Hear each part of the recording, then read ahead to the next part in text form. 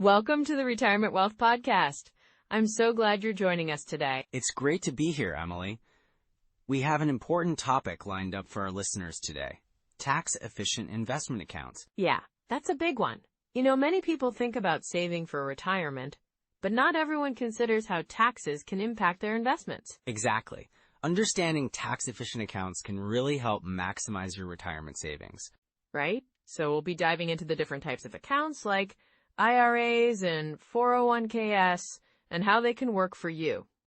And we'll also chat about strategies to minimize your tax burden, which is crucial for keeping more of your hard-earned money. Plus, we'll touch on the importance of planning ahead. Because, let's face it, retirement isn't just about having enough money, it's about keeping it too. Absolutely. And we'll share some tips on how to create a tax-efficient withdrawal strategy when you finally retire. So, whether you're just starting to save or you're already enjoying retirement, there's something here for everyone. Let's jump right in, shall we? Yes, let's get to it. What's the first thing listeners should know about tax-efficient investment accounts? Emily, with everything going on in the economy right now, it really highlights why understanding tax-efficient investment accounts is so crucial for folks planning their retirement. Absolutely. The timelines for retirement are shifting, right? Many people are looking at retiring later than they initially planned, and that can really change how they think about their investments. Exactly. With inflation rates still fluctuating, it's putting pressure on their future purchasing power. If someone planned to retire on a fixed income, let's say, a year or two ago, they might find that their savings don't stretch as far as they thought they would. That's a good point. I've talked to retirees who are feeling that pinch. They thought they had enough saved, but with rising costs in healthcare and everyday expenses, they're realizing, wow, I might need to adjust my strategy. Right.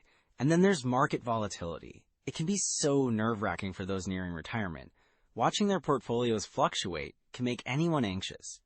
Just the other day, I spoke with a couple who were planning to retire in the next year or two, and they were worried about how the market's ups and downs would affect their nest egg. Yeah, it's tough when you've been saving for years, and then you see those numbers go up and down. It's like, am I going to have to work longer? Exactly. But that's where tax efficiency comes into play. If they're withdrawing from taxable accounts during a downturn, it can really hurt their long-term strategy. Taking money from tax-advantaged accounts first, for example, can help them weather the storm. That makes a lot of sense. And with all the talk about Social Security changes, it's more important than ever to have a solid plan.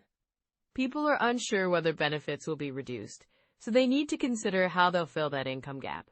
Yes, and speaking of gaps, healthcare costs are another massive concern.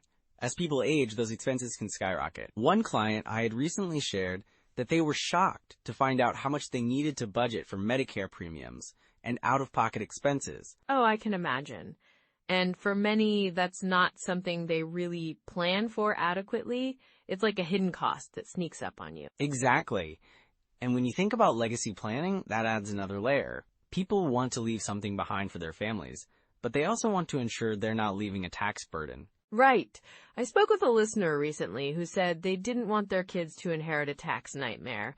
They were really concerned about how their investments would be taxed after they pass. That's a valid concern.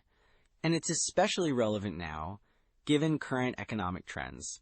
With potential changes on the horizon regarding tax laws, having a proactive approach can make a significant difference. It really can. So many retirees are looking for that emotional security, They want to enjoy their retirement without constantly worrying about money. Absolutely. Financial security can give them peace of mind, allowing them to focus on what really matters. Spending time with family, pursuing hobbies, all the things they've dreamed about. Yeah, and that's why starting to think about these strategies now is so important. If they wait until they're closer to retirement, it might be too late to make significant adjustments. Exactly. The earlier they start planning and understanding their options, the better position they'll be to make informed decisions. It's all about creating a balanced approach, especially in a climate where the unexpected seems to be the norm. So true. And with all these factors in play, it really emphasizes the need for a comprehensive strategy that encompasses both investment and tax efficiency. Right, and it's not just about how much they save, but how they save. Structuring their investments in tax-advantaged accounts can be a game changer. Definitely. Having that tax efficiency means they can maximize their withdrawals without feeling the sting of taxes too heavily. And that allows them to keep more of their hard-earned money working for them, rather than handing it over to the government. Exactly. So what are some of the core strategies you recommend to help listeners navigate this? Well, there are a few key strategies we can dive into. So, Emily, when we talk about tax-efficient investment accounts, one of the first things that comes to mind is the 401k. Many people use it as their primary retirement savings vehicle. Absolutely, David. It's such a popular option. The tax benefits are a huge draw, right? You can contribute pre-tax dollars, which lowers your taxable income for that year. Exactly. And if your employer offers a match, that's free money on the table. Like, let's say you contribute 5% of your salary, and your employer matches that up to 3%. That's a quick way to boost your savings. Right. And then there's the traditional IRA, which functions similarly. You get to deduct your contributions from your taxable income. But there's also the Roth IRA, which is a bit different. You contribute after-tax dollars, but your withdrawals in retirement are tax-free. Yes, that's a key difference. With a Roth IRA, it's all about tax-free growth. If you expect to be in a higher tax bracket during retirement, the Roth can be a powerful tool. And there are income limits to consider, so it's good to plan ahead. Speaking of planning, how about asset allocation? That's essential for managing risk and optimizing returns, right? Definitely. A common rule of thumb is the 100 minus your age rule. So if you're 60, you might want to have about 40% of your portfolio in stocks and 60% in bonds. But that's just a starting point, and it varies based on individual risk tolerance.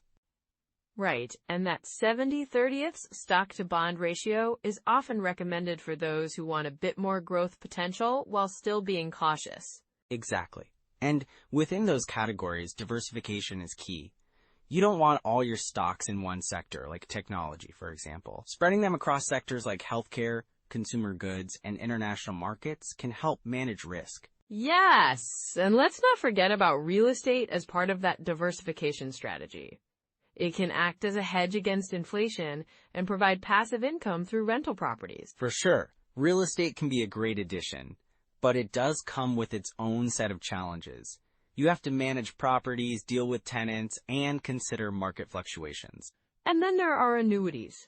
They often get a bad rap, but they can play a strategic role in a retirement portfolio, especially for guaranteed income. Right. Fixed annuities can provide a predictable income stream, which can be comforting for retirees.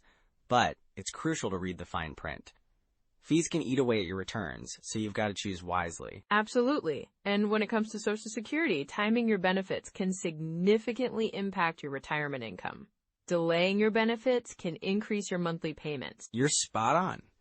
Each year you delay past your full retirement age, your benefits increase by about 8% until age 70. So if you can afford to wait, it can really pay off in the long run. Speaking of income strategies, what are your thoughts on withdrawal strategies?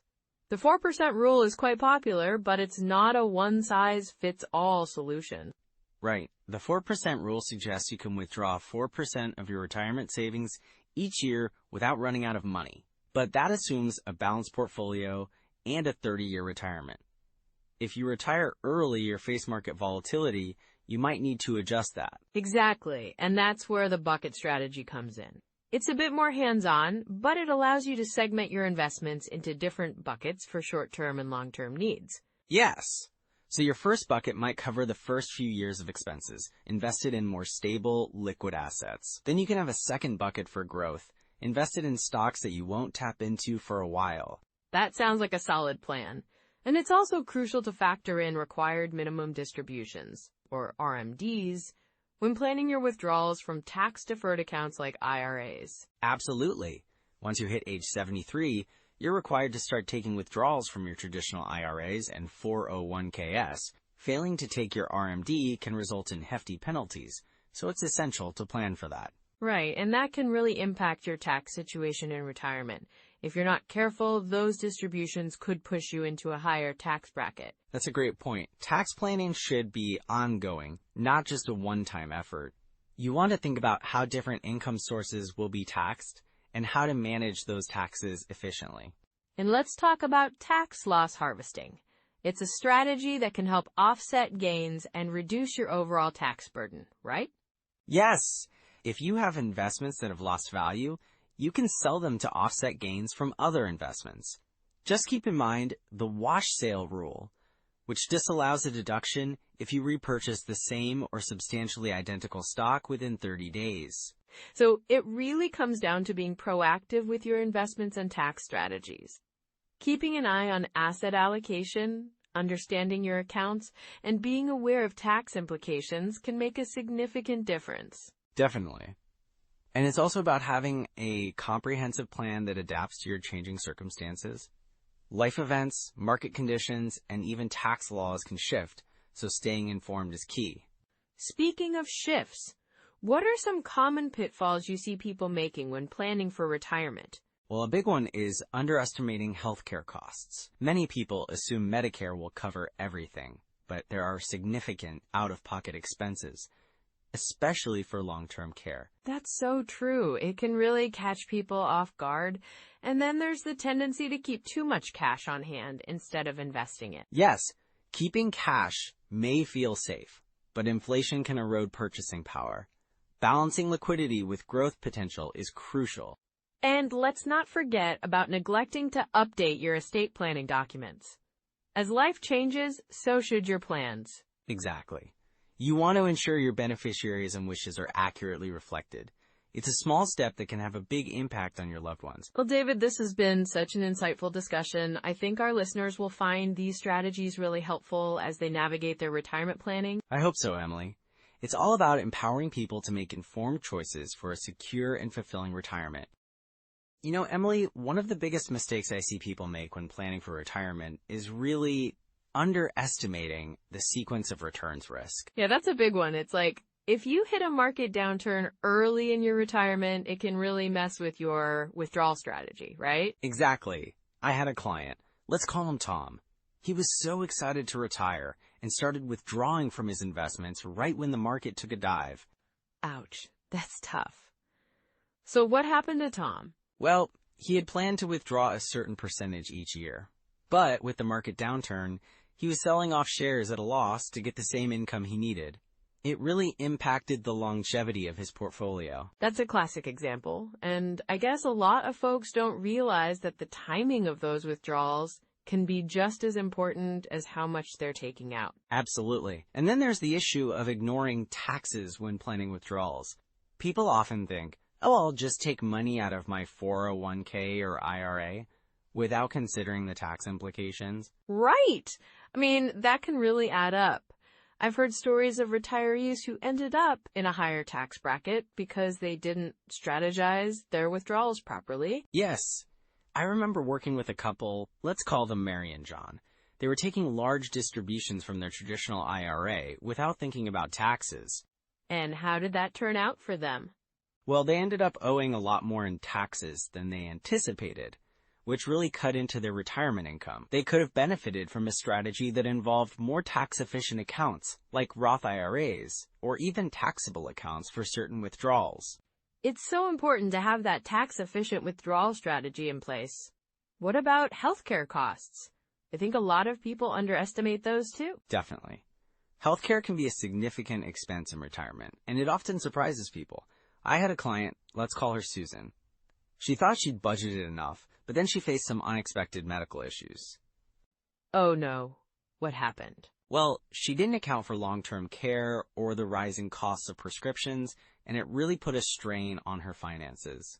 Many retirees don't realize how quickly those costs can escalate. That's such a common oversight. It's like, you can plan for everything, but if you don't factor in healthcare, you're setting yourself up for a surprise. Exactly. And then there's the longevity risk.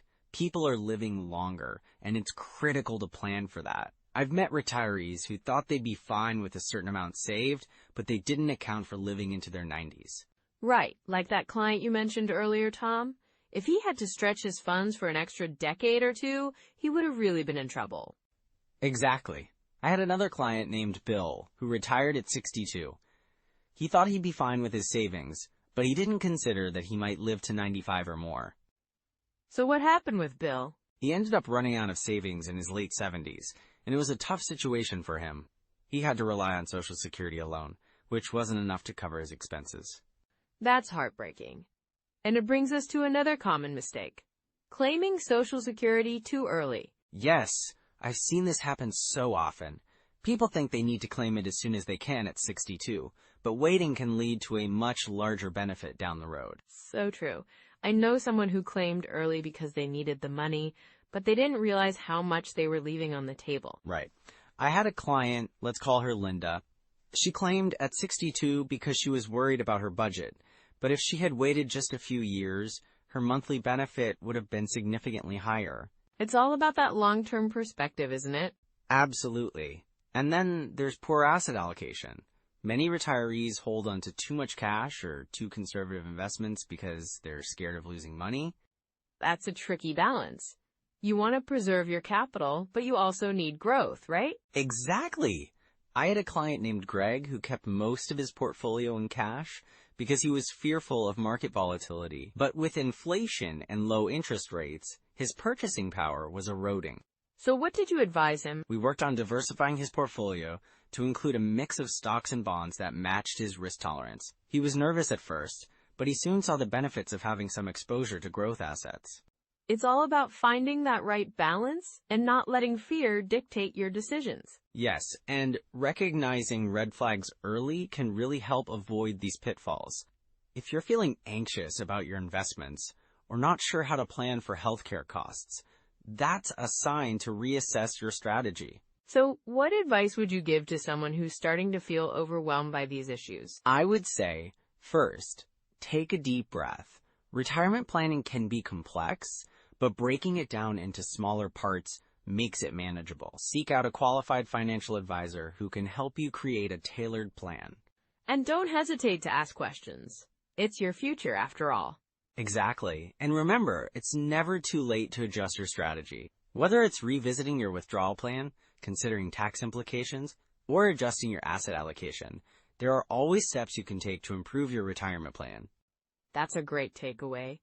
So, for anyone listening who may relate to these stories, just know that being proactive can make a huge difference. Absolutely. And that's what we're here for, to help guide you through these planning stages and make sure you're prepared for a comfortable retirement. Speaking of preparation, what should our listeners do next to get started on solidifying their retirement strategies? Well, I'd recommend scheduling a financial review, looking over your current savings and spending plans, and discussing any concerns you have with a professional. Take that first step. That sounds like a solid plan. And remember, everyone, it's all about being informed and proactive. Exactly. Let's make sure you're on the right track. And with that, we'll wrap up this episode. Thank you for joining us today. All right, so let's dive into some immediate steps you can take right now to make sure your investments are as tax efficient as possible. Yeah, I think that's really important. Where do you think someone should start? A great first step is to review your current investment accounts. Take a look at what you have. Like, do you have a mix of taxable and tax-advantaged accounts? Right, and if someone doesn't have those tax-advantaged accounts set up yet, what should they do? Well, consider opening an IRA or a Roth IRA if you haven't already. Both can offer significant tax advantages. You can check out platforms like Vanguard or Fidelity.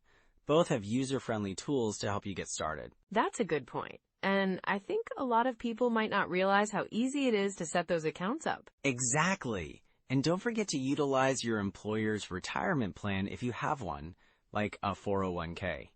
Contributing there can often come with employer matches, which is essentially free money. Yes, that's a big deal. So once they have those accounts set up, what's next? Next, I suggest running some retirement projections. Tools like the retirement calculator on Schwab's website can help you visualize your savings and how they might grow over time. Those calculators can be really eye-opening. They can show you if you're on track or if you need to adjust your contributions. Absolutely.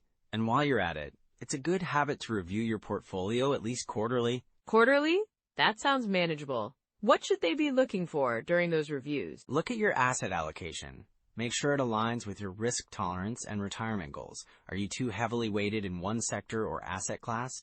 And what about tax implications? Right. Think about where your investments are located. For example, it might make sense to hold bonds in tax-deferred accounts and stocks in taxable accounts. That's a smart strategy. It's like playing a game where you want to maximize your score without losing points unnecessarily. Exactly. And speaking of maximizing, don't forget about tax loss harvesting if you have a taxable account. You can offset gains by selling investments at a loss. That's a good tip. But I imagine this can get a bit complicated, right? It can be. So using tax software like TurboTax or H&R Block can simplify that process. They often have built-in guidance for these kinds of strategies. And what about ongoing education? I think that's super important too. Definitely. There are some great books out there on retirement planning. I'd recommend The Boglehead's Guide to Retirement Planning. It covers a lot of ground. Oh, I've heard of that. And what about podcasts? Podcasts can be a fantastic resource. One that comes to mind is The Retirement Answer Man with Roger Whitney. He dives into practical strategies for retirement planning. Great suggestions. So it sounds like there are plenty of resources available to help people get started. For sure. And it's never too late to improve your plan. Even small steps can lead to big changes down the line. Absolutely. And once someone has their accounts and tools set up, what daily or weekly habits do you think they should focus on? I'd say start with setting aside a little time each week to read articles or listen to podcasts about retirement planning. Just keep educating yourself. That sounds doable. And maybe even setting calendar reminders to review your investments? Yes. Regular reminders can help you stay on track. Also, consider joining online forums or communities where you can share experiences and learn from others. That's a great idea. Community support can be so motivating. It really can. And don't forget to keep an eye on changes in tax laws. Being proactive can save you a lot of headaches later. Right. Things are always changing, and staying informed is key to making the right decisions. Exactly. So with these tools in your pocket, you're ready to strengthen your retirement plan. Well, Emily, as we wrap up this episode, it's been great to break down the ins and outs of tax-efficient investment accounts. Absolutely, David. I mean, we really covered some important points. One key takeaway for me is just how essential it is to understand the different types of accounts available, like IRAs, Roth IRAs, and HSAs. They each have unique benefits that can really impact your retirement savings. Exactly, and another big one is the importance of tax diversification. Having a mix of taxable and tax-advantaged accounts can give you flexibility in retirement, which is so valuable when you're managing your withdrawals. Right, and let's not forget about the power of compound growth in these accounts. The earlier you start, the more you can benefit from that magic of compounding interest. That's so true, and it leads us to the final takeaway: staying informed and proactive about tax strategies. Tax laws can change, and being aware of those changes can help you make smarter decisions down the line. Yes, it's all about building and protecting your wealth for the future. You want to feel secure and confident in your financial decisions as you approach retirement. Absolutely. And for our listeners, we encourage you to take action. If you found value in today's episode, please like, subscribe, and drop a comment with your biggest takeaway or any questions you might have. And don't forget to share this episode with someone who's planning for retirement or is already in it. It could really help them out. Next time, we'll be diving into an exciting topic: real estate versus stocks for retirement wealth. It's going to be a great discussion about which investment might work better for your retirement goals. We can't wait to explore that with you. Until then, take care and keep planning for your financial future. Thanks for joining us today, everyone. We'll see you next time. Bye.